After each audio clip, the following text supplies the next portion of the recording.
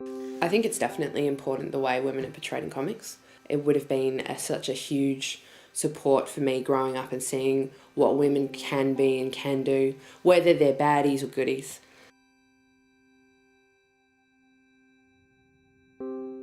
My first impression of women in comics was powerful, impressive females, Supergirl and Wonder Woman types.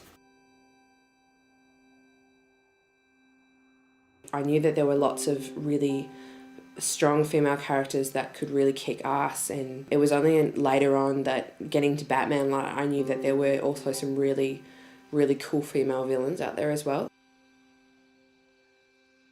The narrative women play in most comics books is probably the heroine or the victim, because the male character, which is usually the main character, is trying to rescue them or is revenging something that's happened to them or is doing something along that.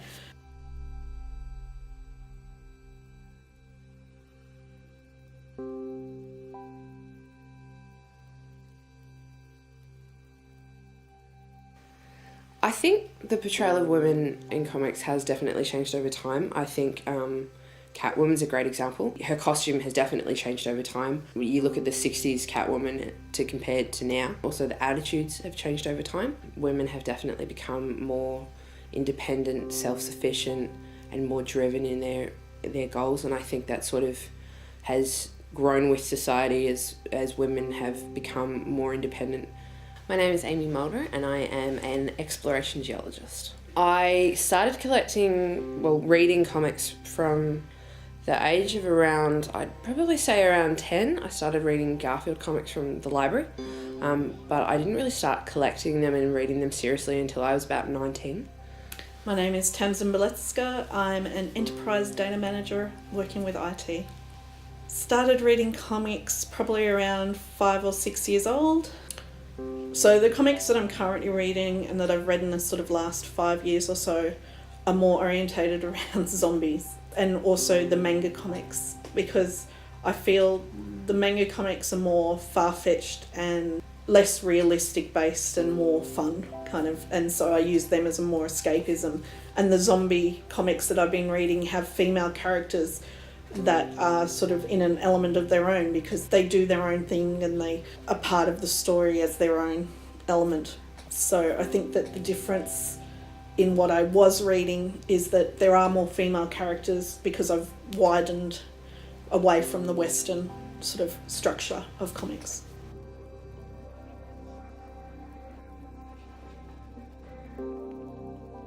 I definitely think that Conway's comment that comics follow society and they don't lead it is true. I think that comics are not a big enough medium to influence society so much so to lead it. I think the Alan Moore's Watchmen is a really good example in that his society that he created in Watchmen reflected what was happening in society at the time. I don't think that comics have enough influence, though they're more popular now than they were. I don't think they have enough influence to lead society. Comics reflect the socialism at the time, so Captain America came out just after the war and to help influence people and bring them forward, so it had to do with what was going around. So nowadays there's sort of more everyday comic heroes to help people, to show that you don't have to be a special power for alien or things like that. So Batman came out and that kind of thing.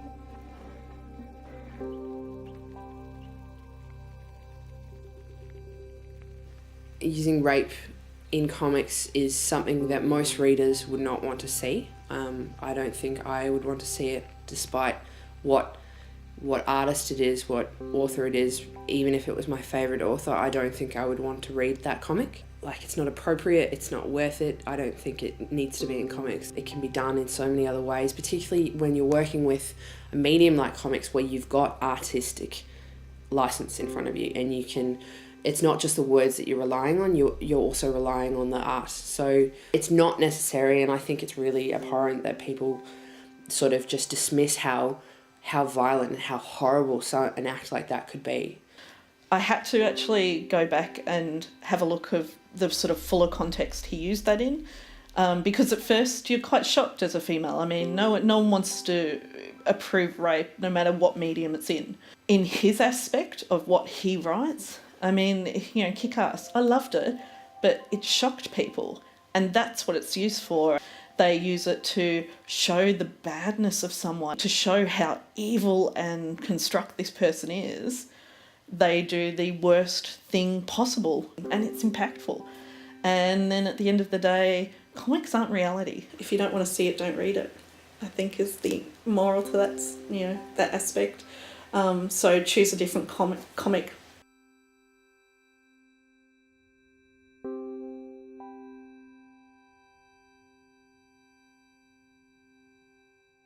I think Todd McFarlane saying that he would not recommend comics to his young daughters as a medium for, you know, strong female characters is a little narrow-minded. Particularly Todd McFarlane's comics, there's not a huge amount of female characters, and they're not really, you know, the strong kick-ass kind of female characters.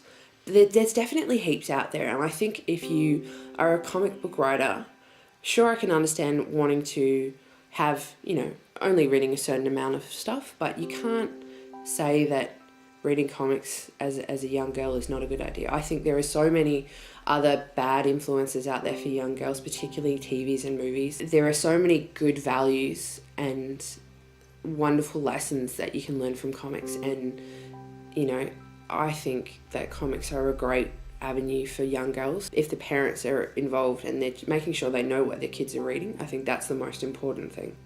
When Todd McFarlane said that he wouldn't show his girls comics as to find a strong female character, I was kind of disappointed, because I think Wonder Woman is probably one of the strongest female characters, and I think she'd make a great aspect for women to see and, you know, read up on and find out where she comes from. I think he's maybe limited his view to a certain select of comics rather than looking around.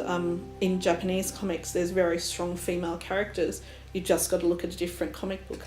It's a pity that, you know, he writes the stuff and he wouldn't show them to his own children. I think the comment that comics aren't written for women is a load of crap.